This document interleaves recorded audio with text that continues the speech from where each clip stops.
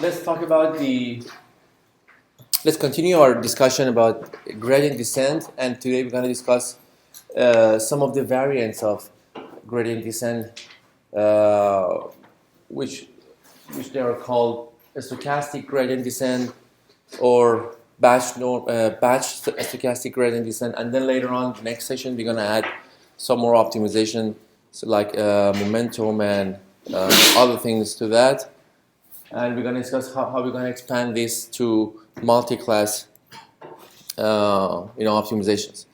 So as the name, represents, we are trying to modify our gradient descent in a way that we choose those training data stochastically, so like randomly. So for that matter, it has a huge advantage over the default version of gradient descent, or sometimes it is called default version, the full version of gradient descent. So let's talk about it first here. So suppose, let's talk about it first visually, and then we're going to formalize it later on. Suppose you have two x's.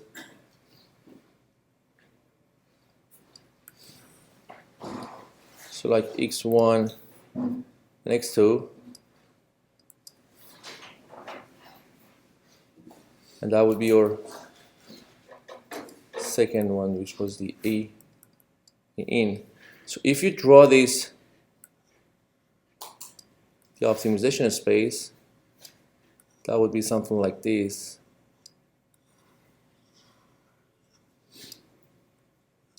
And then so on and so forth. There. It's kind of hard. Okay, and that would be your global minimum, right? So using gradient descent, which we talked about it last session. So we would start. We had a training data of x1, y1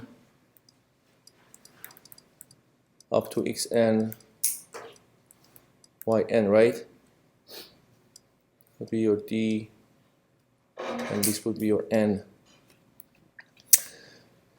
So suppose you're talking about a huge data set, like statistics from like census of Canadian demography, like 35 million people, right? So you would have 35 million records of these.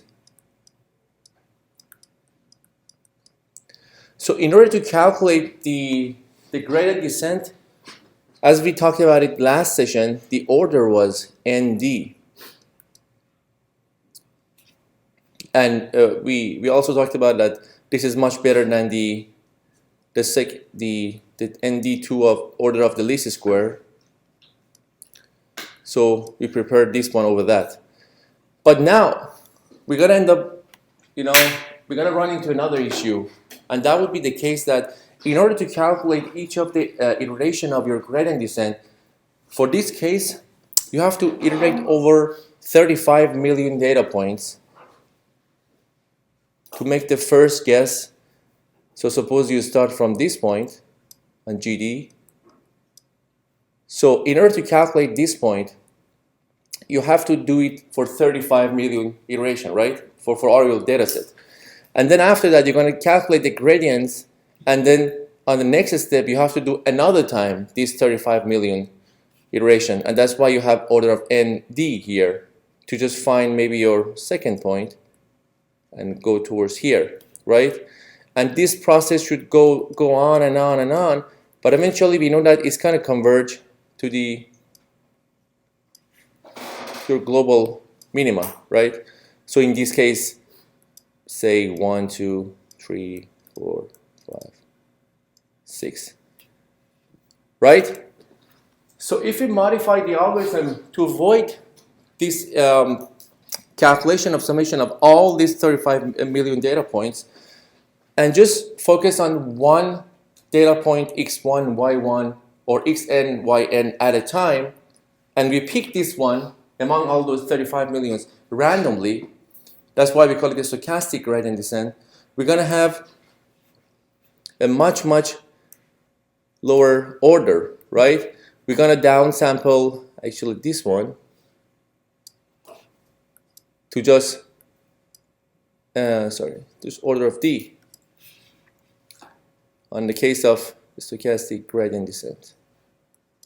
So in this case, we shuffle the data because we want to make it as random as possible, because stochastic means that you are trying to deal with random variables, right? So you have to shuffle and reorder your data. So out of this 35 million, we want to pick our x1, y1. And given that point, we might start from here. I'm going to put it with circles here, SGD. Like, we might have a start here if we shuffle more, who knows? Could be another one, either of these. So say we pick this one, and we calculate the in-sample error and the loss function, and then we're going to start from this point. Then on the next, so now given this point, we're going to tweak a little bit our loss function using the gradients so that it fits better for that specific point only. Then we might go towards this direction. And then again here, we take into account our second data point from our 35 million. And only for that, we calculate the gradient that fits the loss function better towards minimizing loss function. And that would be this. At some point, because we are randomizing our selection, we might even go in a worse direction. Like instead of going toward this, we might just come back here.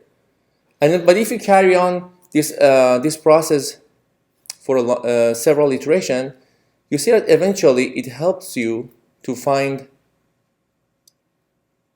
the final path towards your global minima. That's why you see in your graphs, when you train a neural network or other models, you see when you plot them, you see all these wobblings left and right, because that was the case for each of those data points that you choose.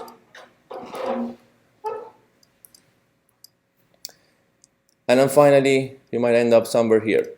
The difference here is the stochastic gradient descent, since we don't take into account all the data points at once, we never converge to the optimal point, which was our global minima. But we're gonna traverse somewhere around here, and then it's gonna go back and forth, go back and forth. So we're gonna end up somewhere around a good enough point that is acceptable for us. So that's the major difference between a stochastic gradient descent and the full version of gradient descent.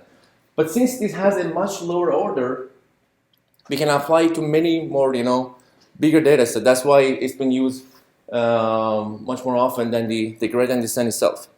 So that's a default version of a stochastic gradient descent. So say instead of taking randomizing the data and shuffle it and reordering and then choosing one by one, we would choose, instead of one, we would choose a batch of m. And m could be like any number, I would say.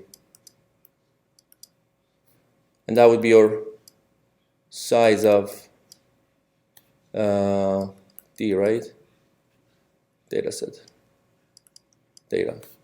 So say instead of choosing one, we choose like 20. We choose 100. And we call this batch. So instead of choosing one by one, we might choose a batch of like 10, a batch of 20, and we fix and we using the gradient that we get, we optimize our loss function and we minimize it using those batch only. So this version would be called batch stochastic gradient descent, and that's another variant of the full version gradient descent. I mean, we're going to have so many other variants that you might see in the literature and other optimization apply. How we're going to deal with those selections? Are we going to save them? Are we going to cache them somewhere? And then that's why you have other type of gradient descent as well. Yeah. Could you also have like batch gradient descent? how are you going to select those batches? If you randomize them, it's going to be a stochastic again. If you deterministically select them, you might end up on a new path. But since you didn't reorder and shuffle your data, you're going to be bound to the way you chose, right? So it's not going to be helpful. Maybe at some point you might not converge. All right. So that was the whole thing that I wanted to describe today. First, I thought we're going to talk about it visually, and then we're going to formalize it.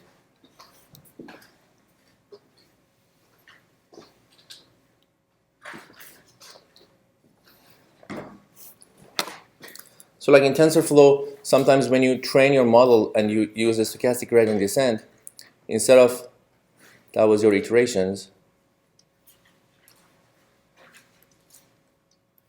that would be your E error. So you see with the gradient descent, you sometimes go like this, going down. That would be your gradient descent. If you use a stochastic gradient descent, sometimes you go up like this. That would be a stochastic. So this behavior is because of going left and right, because of the choosing different choices you had at those specific iterations. In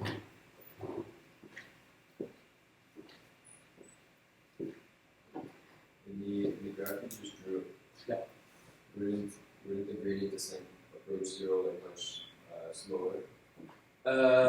Gradient descent approach zero actually faster because you're iterating over all your data points and eventually you're going to converge. With the gradient descent, you're sure that you're going to converge to the global. If the function was convex, yeah, you're sure that you're going to converge your global minima. But with a stochastic, you're sure that you're going to be within a boundary of that, and which is good enough. Like you're surprised. So like you see, for instance, training AlexNet on ImageNet, if you train it for like given the default hyperparameters, if you train it for 2 million iterations, so you might have a loss of like 1.25, and your prediction was, your top 5 prediction was like 77%, right? You go up to 5 million, so like 3 million more iterations of training, your loss would come down maybe 122, and that would increase your top 5 like 1% only. If you go over to 10 million, your loss would just go like 21.9, and that would be like 7.9%. So you see, 8 million iteration later, you just found a little bit better,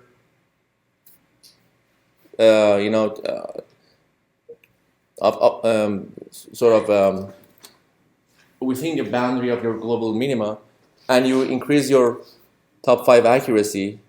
We call these top 5 to like which is 1%, which is like somewhere around here. You might just go 20 more million and you find like 0.5% better. But you see, before that, you converge already to a good enough point that your prediction level was already good. All right.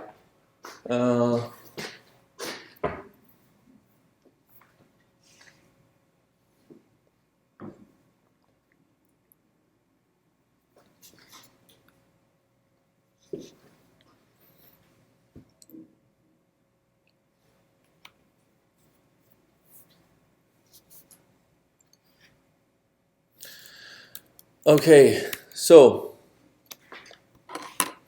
for a stochastic gradient descent, at each iteration k, we select one sample, and a sample would be n out of a uniform distribution. So this stands for uniform distribution estimator, 1 up to n. And we set our wk plus, which is the w of the next iteration, our wk minus the gradient of en of wk.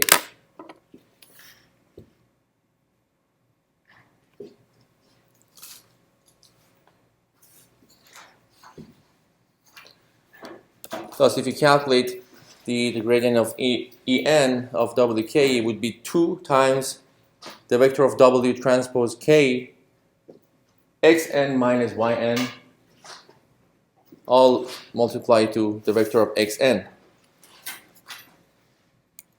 And you know, as before, we knew that En, so we can call it En of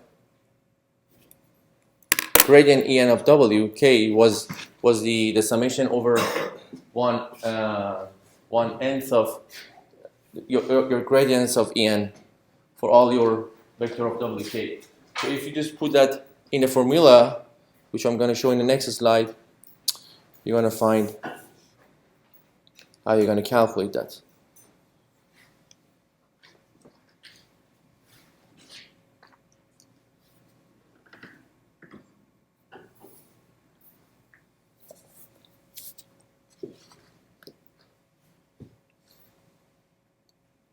So because you're choosing the examples at random, let's say that you have k equals 2 iterations, there's a chance that you can pick the same data point and only train on that one data point, right?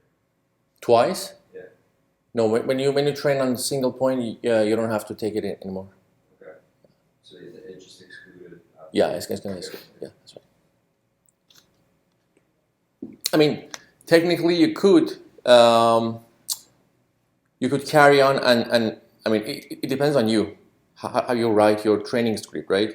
Nobody can nobody can tell you not to do this. You can do that, but it won't benefit you. No, yeah, just do it. Yeah. Because the way they are training like this is they define something like they call it epoch. So like this is your. I mean, when we are in neural network, I'll talk about it more. So like they call it like epoch. So this is your whole data set D. So they chunk it up like 70% to 30%. Like this is 30%, 70%. Okay. So they use this 70% to train, and then they use this 30% to test and evaluate on that, right? So you can shuffle this again and select another 70% from your data, which was like this. So this is your 70%, this is your 30%. So for each of these, they call it one epoch. And you could do like 20 times, 30 times of different epochs.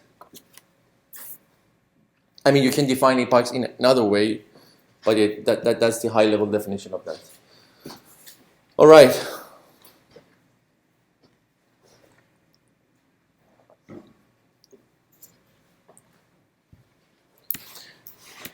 Okay. So now, as we select those variables from a uniform distribution stochastically, so the probability of having n equal to 1, we have to just sum all the probabilities from n equal to 1 up to n equal to n equal to the big N, and we have to calculate the gradient of En of the vector W of k. Thus, it will give us 1 over n summation of n from 1 up to n, the gradient En of Wk. As you know, as I discussed some minutes ago, this estimator that gives you that the stochastic gradient descent gives you, which is the gradient of En Wk, is a noisy estimate of the true gradient descent.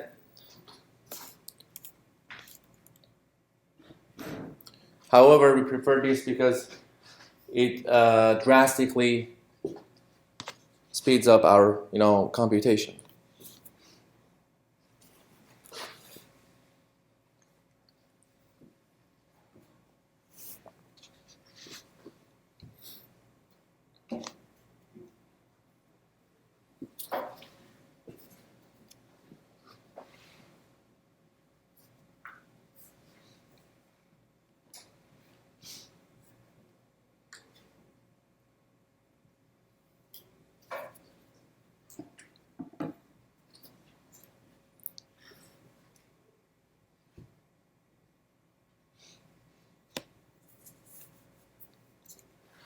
All right. So the full gradient descent, as I talked about it, gives you an exact gradient. That was the order per step. So at each step, you have to iterate over all your data points in order to calculate the gradients. And given so many huge data sets that we have, sometimes it's computationally inefficient to do that. And it's going to be an overkill of the problem. However, the stochastic gradient descent gives a noisy estimate. However, at the same time, it gives you a much lower order OD per step. So why don't we use this many times? Why don't we use this noisy estimate many times rather than the full gradient descent?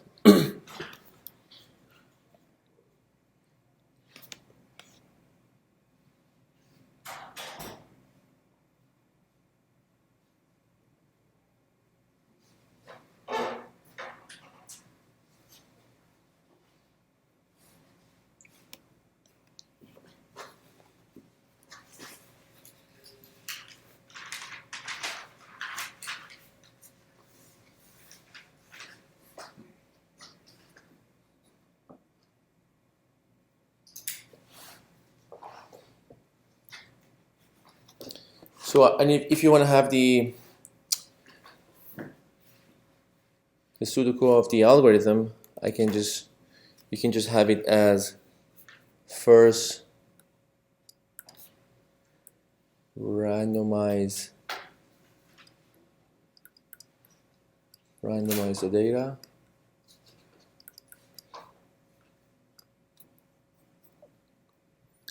and then repeat this. Repeat.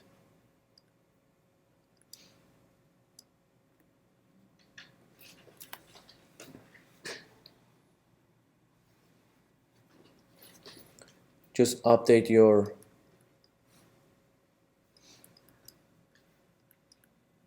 loss function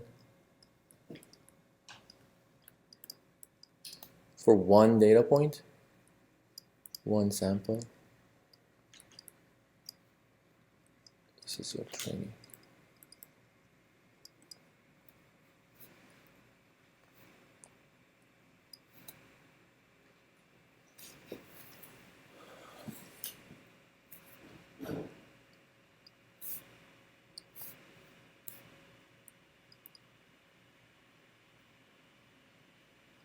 I'm going to stop when you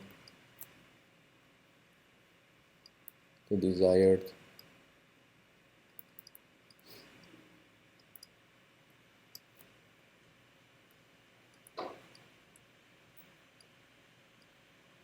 out. So you can stop at any point.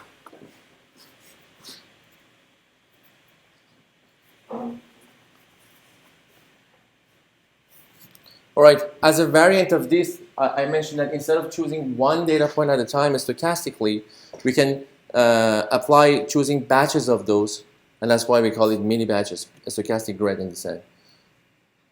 And then we're going to discuss about it in the next slide.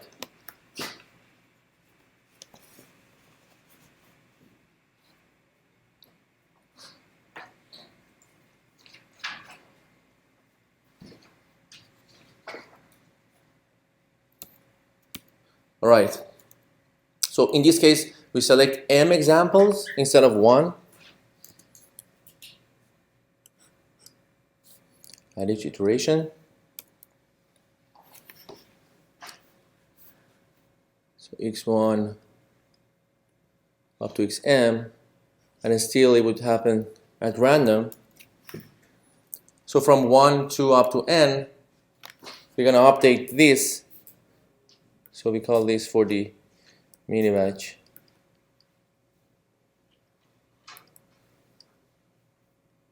SGD. That's why you have this m here, because you had m samples. The HA divided by m, and at each iteration you have to calculate this summation, which is still better than the full version or the default version of gradient descent.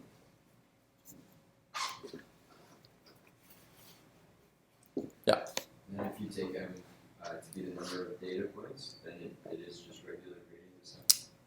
Yeah, in that case, yeah.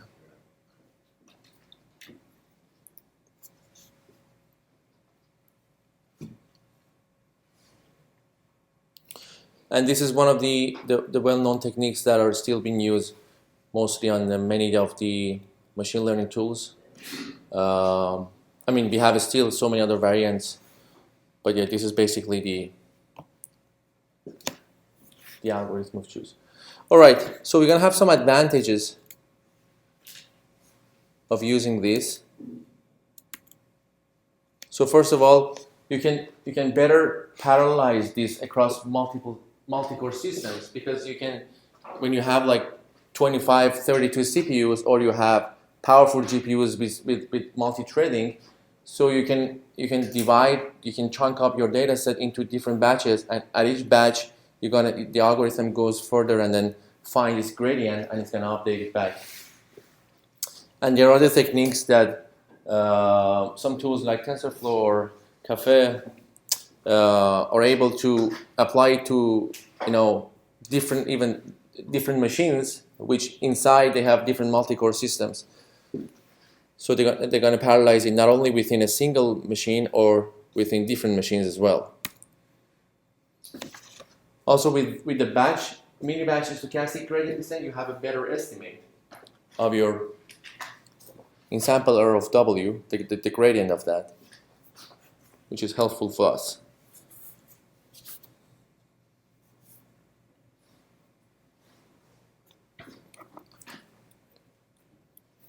This is cool.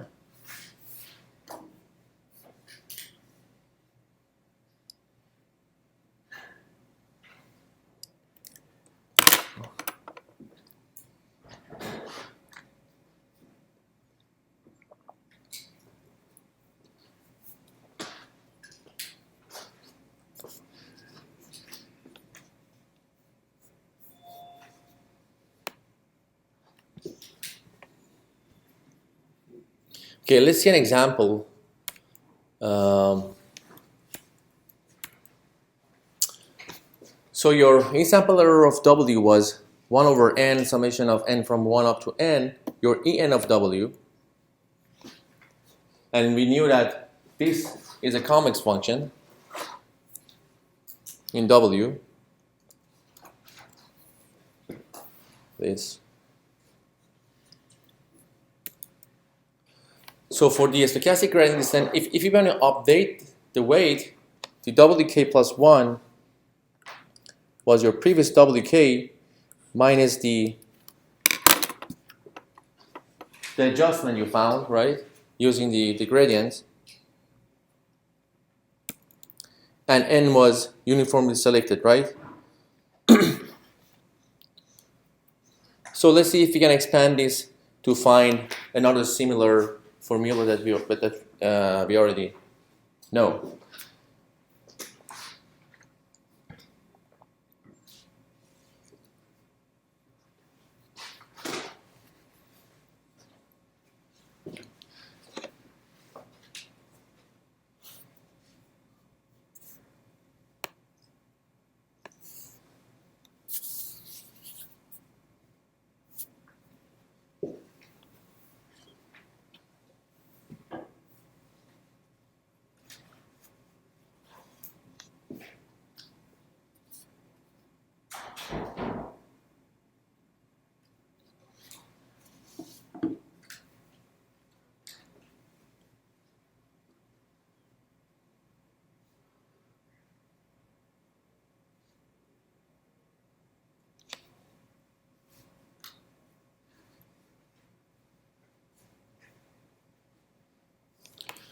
All right, so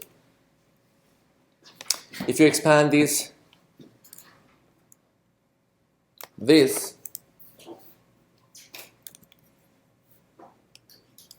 would be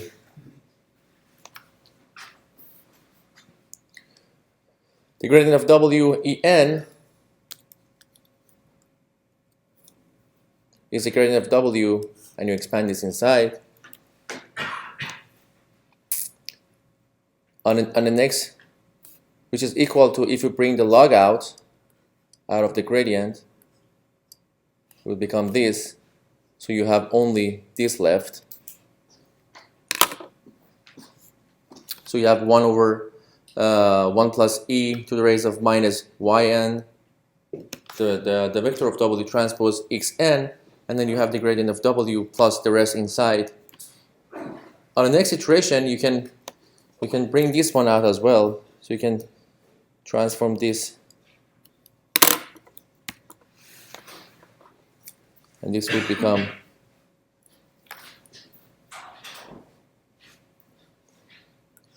this, right? And the only thing left inside was the minus yn wt xn. Finally, you can calculate the gradient of this, and your vector of w will be gone. So you're going to have only 1 minus yn and xn. So, which is, oh, sorry. I'll wait till you write it down.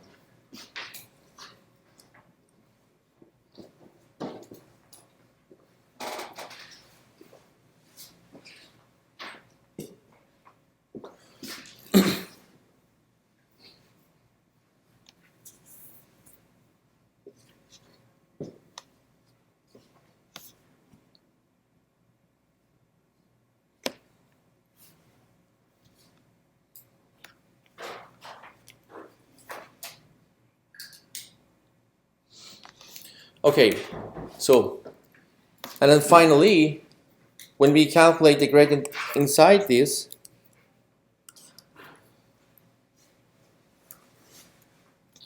it's going to become that, and this can be even shortened to this form. Thus, the update of stochastic gradient descent is going to be your wk plus this value which you found.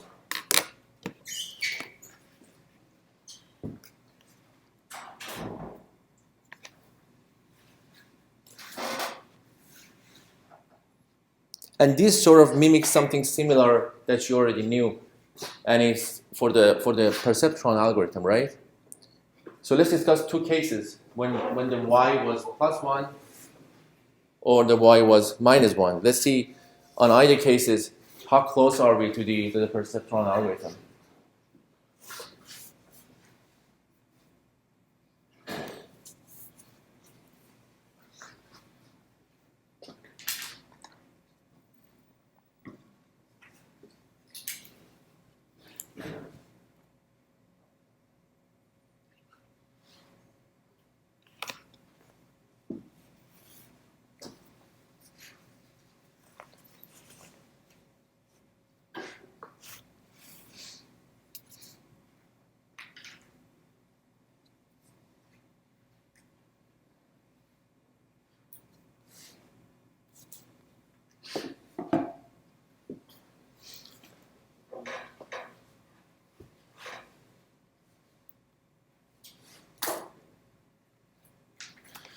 Okay, so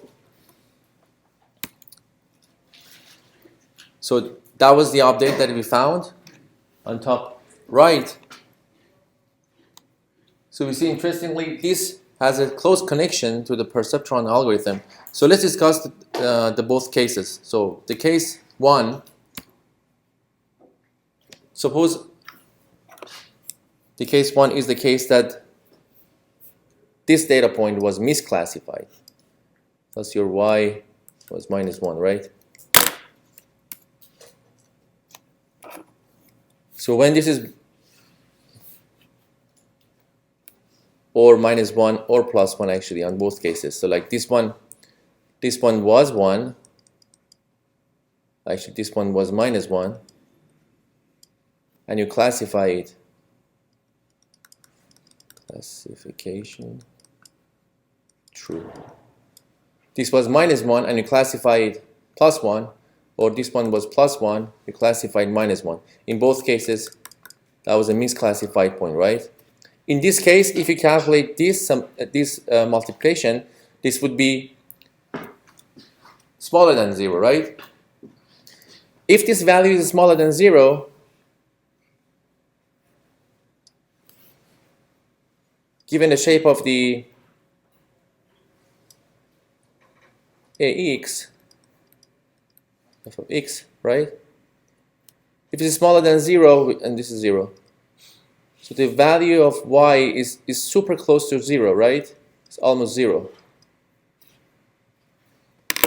The smaller you get here, the value would be even closer to 0. Thus, this value would goes towards 0. Value here. This value goes towards 0. Thus, your update would become this only, right?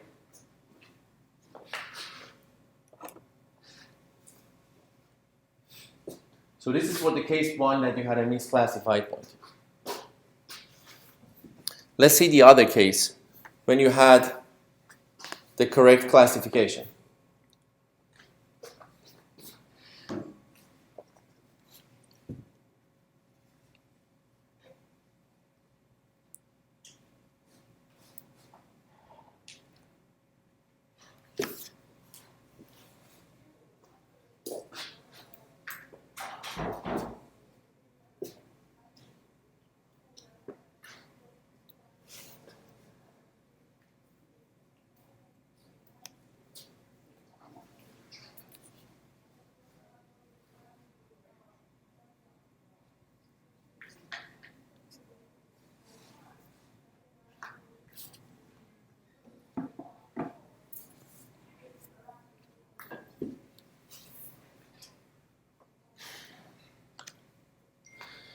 All right, case 2 now. Now the case that this point was correctly classified. So it was +1, you classified +1, or it was -1, and the classification was -1 as well. Thus, this value would become greater than 0.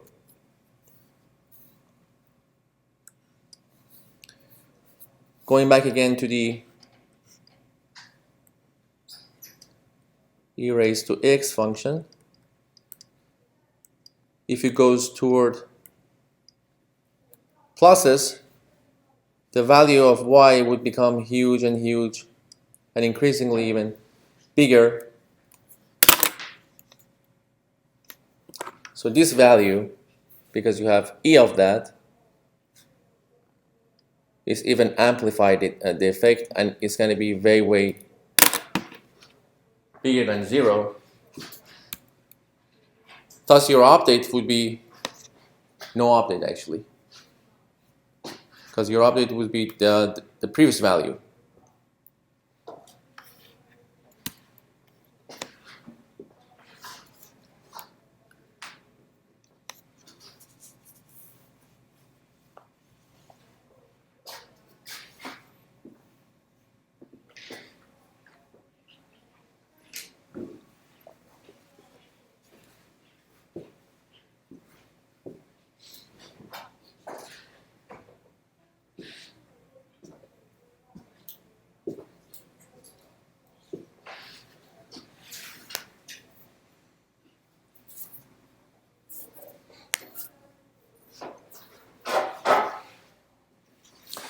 So you see that using these two cases, we notice perceptron update is actually an extreme case of a stochastic descent plus the logistic regression, right?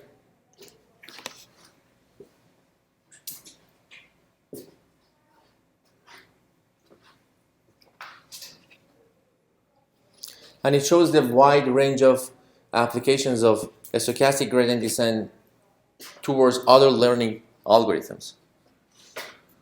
All right? Any questions?